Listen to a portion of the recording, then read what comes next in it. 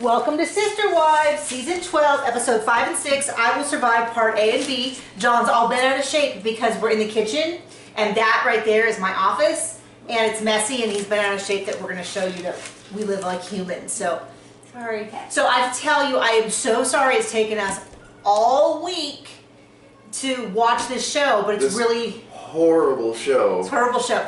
But yesterday... 2 hours of torture. Excuse me. I could edit it down into a 30-minute show. Yesterday was my 30th birthday, and by that I mean my 40th birthday. So if you want to say happy birthday to me, you can, and if you really want to say happy birthday to me, you can go on Amazon and buy my book of Murders and Mages by Nikki Haverstock, or any of the wonderful selection of books that I have. There we go. So anyway, this is an awful episode. Everything is like 9 times longer than it needs to be. So, first of all, Maddie tells everyone that they're pregnant. And like, well, the first thing Cody does is goes, I knew already, I knew. And I'm like, why is he such a terrible person? Why does everything need to be about him? And what did they say? They were a different religion, and they're like the most important thing of a religion. What was it? And I was like, I don't think that's the most important part of a religion. But I will say this, the watches were really nice.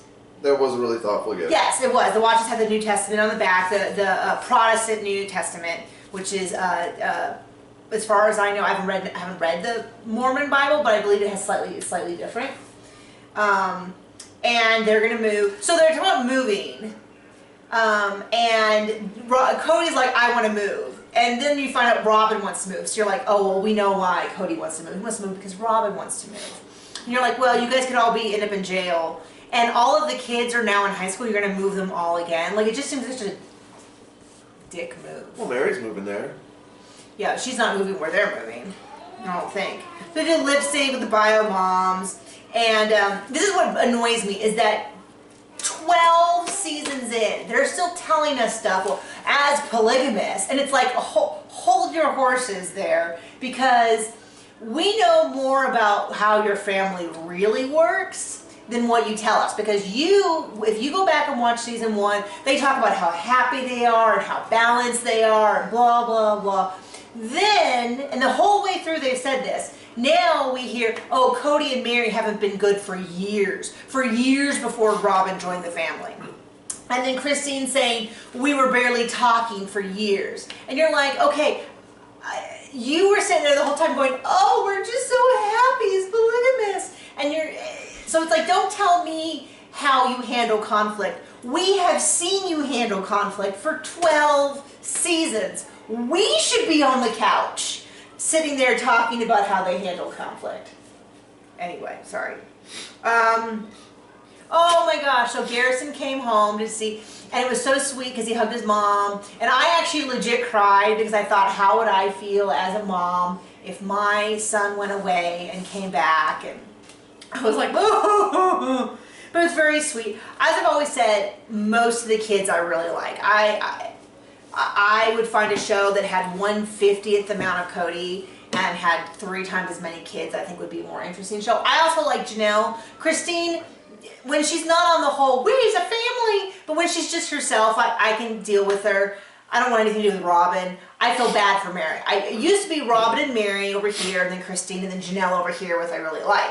Now it's like Robin's way over here, and Mary's like on her own spectrum because she was really insufferable for years and years and years, but I think it's really crappy that she is forced to stay in this marriage, and Cody doesn't have to be forced to stay in the marriage. And what I mean is, she's alone all the time.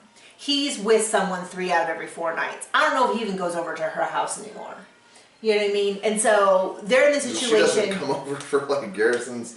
Well, they didn't invite her. They didn't tell her it was happening. Oh, is that what happened? She said, I was there. I was at home. He came home early and no one said anything. Now that could be a failure of communication if they thought she was, I don't really know. Could be a convenient excuse because they have a TV show.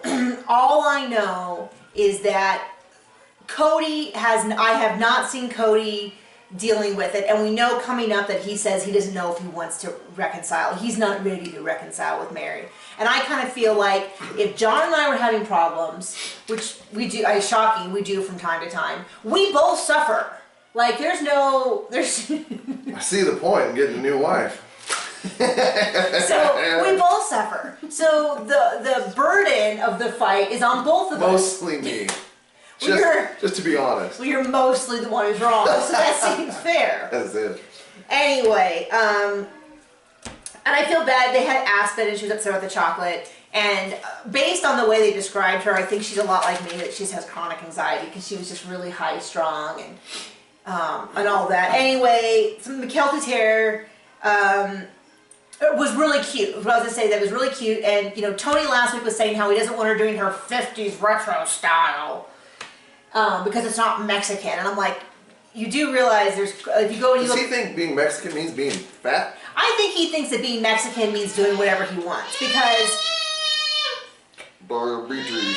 Go to the baby. Go to the baby. So anyway, what really bothered me about this was that there's plenty. If you go and look at amazing Mexican art in a museum, a lot of the women have the exact hairstyle that McKelty was wearing, like Frida Kahlo. Moreover, who cares? Anyway. When we got married, I would have done anything she asked for the wedding, as long as at the end of it, we were married and got to go home together. That was sort of our theme of our marriage, was that the single goal is that we're married. Like, that is the most important thing. And so that takes a lot of pressure off.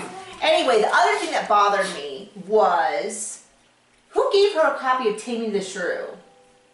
Oh, I know what it was. Someone gave her a copy of Taming the Shrew, and they were talking about how Cody sees himself as a lead of Taming of the Shrew.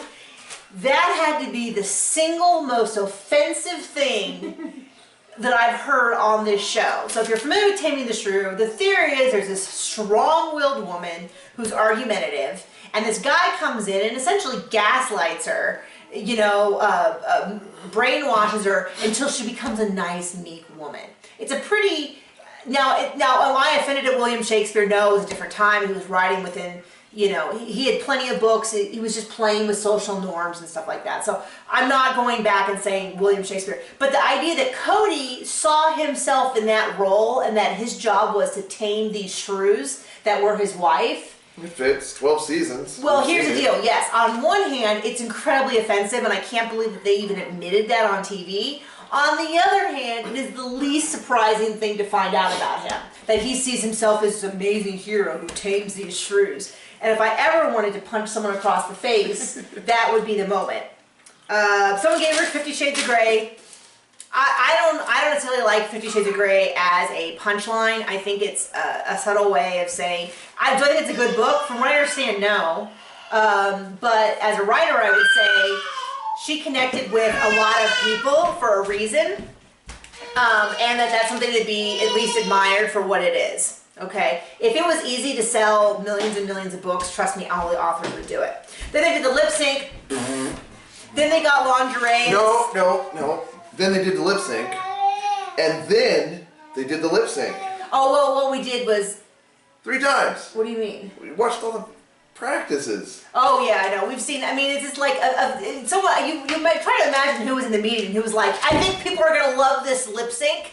Let's get the practice, the other practice, and then, come here, Diesel.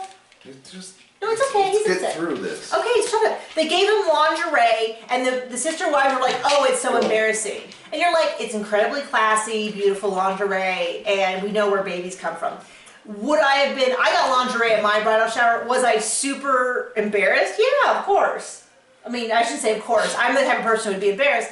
But it wasn't like I was offended or like, oh. Anyway, Caleb and Maddie and the baby are moving back. I like Caleb and Maddie, so I'm going to say something that sounds a little bit shady, and it is, but it's not because I dislike them, which is essentially they went, hey, if we move back, we can get paid per episode. They're having a baby, neither one of them have a job, they're both in school. It makes sense. It makes sense, but that was my first thought was, oh, well, I guess we're going to be... You know, but I like Maddie and Caleb, and so personally, if we see more of them, I'm totally fine with it. And this is what drives me so crazy about Cody. He doesn't have to live in this house, and he's like, well, Janelle should, you know, she should remodel. It'll only take a weekend. Okay. He's got to tame the shrew. So then we hear Christine singing, which I fast forwarded through. Then they have the piñatas. And then the frisbees. Okay, those frisbees are so tiny. Can you throw a frisbee? Like, I can't really throw a frisbee, so I see myself going like this and just chucking it right into the person next to me. This is just this wedding is just the tackiest wedding, and I hate that Tony makes it the implication that they call anything Mexican tacky, because that's not the case. I know a lot of people from Mexico. No, Mexican's not tacky. Tony's tacky. Tony's tacky. I mean, to kind of be like, oh, well, this is Mexican, this is their culture. Just slap that boy upside the face and say, this ain't your wedding. Well, it's like, and also, I have friends who got married. A really good friend of mine got married in Mexico to a beautiful, beautiful woman. Such a gorgeous wedding. She did not have frisbees. She did not throw they didn't throw frisbees. They didn't hit piñatas. This is actually so, like, I kind of wonder if there's some Mexican people watching who are like, oh my gosh, this is such an offensive stereotype of Mexicans. Like, they would have a burro with a sombrero, and a tequila girl with a whistle. I mean, I don't know. I mean, it's just like, it's just driving me nuts. Anyway, they're going to have the wedding. I don't think the donkey shows will go can at I? the wedding. No, that's so terrible, John. Don't even. Can I just make one joke, which is one of Christine's daughters tries on the wedding dress, or Christine's hideous wedding dress. I can't remember which one it is. I can picture her face, but I can't remember her name. And she goes, "How old is this wedding dress?" Okay, first of all, not the brightest comment. Secondly, she goes, 20 years. She goes, "Wow, it's older than me." And I go, "Okay, that's like," she said it like, "I can't believe it's older than me." That's not that uncommon that people get married and then have kids. Now, it doesn't happen with everyone. It's not a judgment statement. It's just not so weird that you need to comment on it. Wow, Mom, you got married before you had me? Wow, what a weirdo. So anyway, looks like the wedding's next week. Yeah, that's about it. Oh, and thank you to all the people who clarified, who I guess either remembered better or went back and watched, that Robin did go shopping for her wedding dress with her sister wives and then went back with Cody and bought it with him. So I'm going to say that's basically, I'm going to even that out and say it's basically the same thing as Tony going with them. It's actually a little bit shadier than Tony going with them because they didn't know about it. So if you go back and you watch any of the episodes where Robin's always one who's like, well, it's just a special day, kind of defending Tony. Anyway, we'll see ya.